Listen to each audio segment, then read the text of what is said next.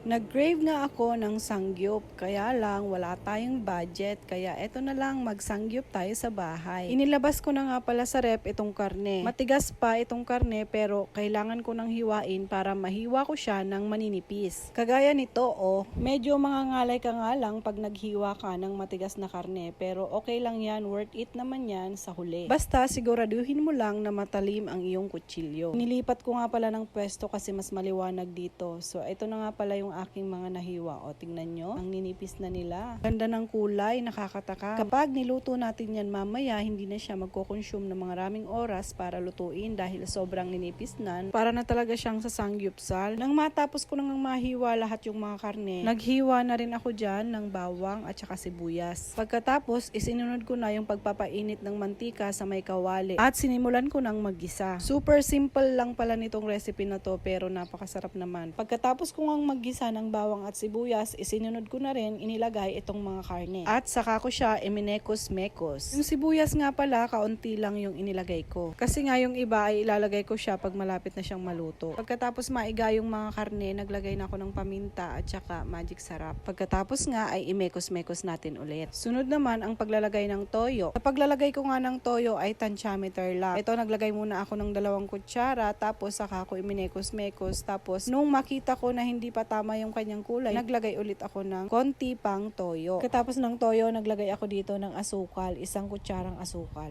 At mekos-mekos ulit. Susunod nga ay papakuluan na natin yung karne para maluto ng bahagya. Naglagay ako dyan ng tubig na mainit. Pero kaunting tubig na mainit lang at maglalagay ako ng liquid seasoning. Pwede sana na oyster kaso wala kaming oyster ngayon. So, eto na lang. Kasi usually pag nagluluto ako ng ganito, oyster talaga yung nilalagay ko. After how many minutes, eto na siya. Nawala na yung tubig at nagmantika na rin itong karne at yung asukal na inilagay ko kanina ay nagkaramelize na rin. Malapit na itong maluto kaya inilagay ko na yung sibuyas.